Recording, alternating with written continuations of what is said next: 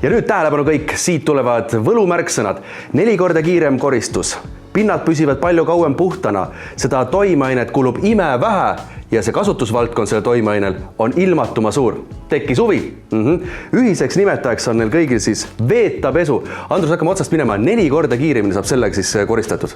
No ütleme niimoodi, et puht maakeeles, kui ennem läks tund aega nagu küürimisele, nühkimisele, siis veetapesuga 15 minutit. Järgi mõõdetud, saab ka kiiremini veel. Nii, aga pinnad püsivad kauem puhtana. Miks ja kuidas?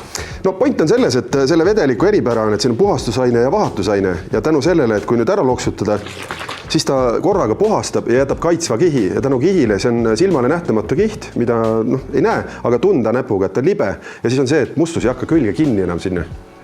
Räägime nüüd sellest, et sinul on selline suur potsik, minul selline pisike, sellest piisab ka tegelikult väga pikaks ajaks. No ütleme nii, et sai laatadel käidud ja alguses prillidest ja ehetest räägitud, siis inimesed 2-3 aastat said selle väikse pudeliga läbi. 2-3 aastat saab selle pisikese potsikuga läbi ja siin on samamoodi siis see vedelik, näete, 2 erinevas niimoodi toonist on nüüd ära loksutada.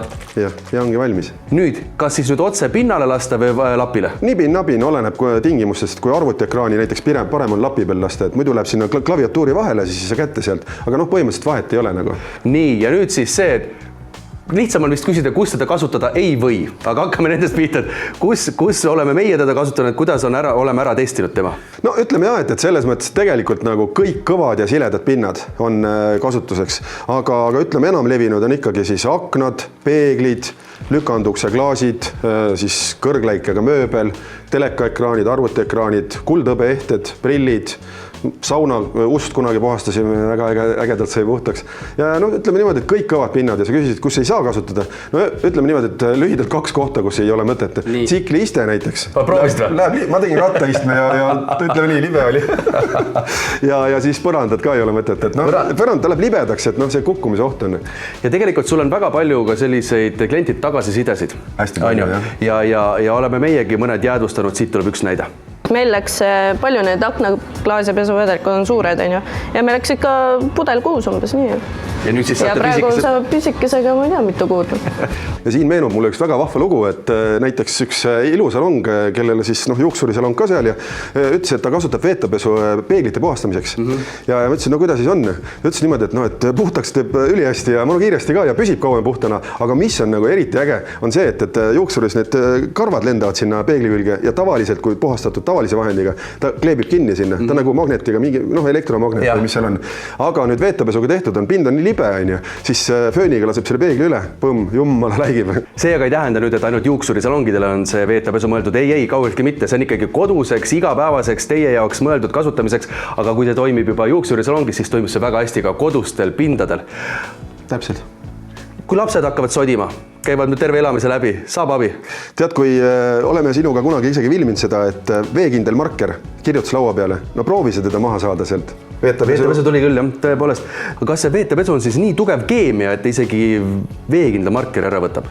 No tegelikult on sedasi, et ta on pH tasakaalus, et paljaste kätega puhastades mitte midagi hullu ei juhtu. Ehk siis ei ole mitte mingisugust keemia? Ta on loodussõbralik toode, jah. Loodussõbralik. Ja nüüd kõige lihtsam see veetapesu saada on kuidas? Veetapesu.ee. Veetapesu.ee netilehele ja siis sealt ära tellida, kaup käes 1-3 tööpäeva jooksul.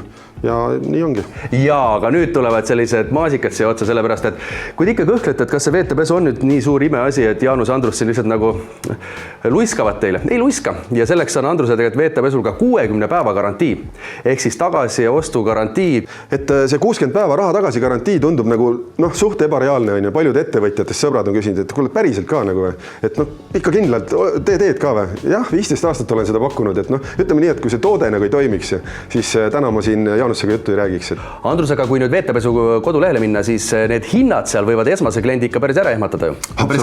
Absoluutselt, et selles mõttes, et kui ma ise alguses kunagi sellest kuulsin, siis oli täpselt sama lugu, mõtlesin, mis asja on lolliks ette läinud, poes saab palju odavalt ju.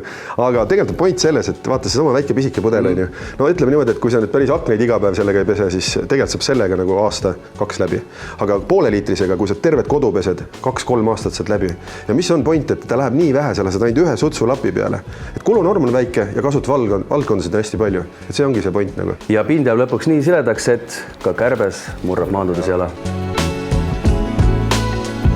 Proovige ära, te ei kahetse.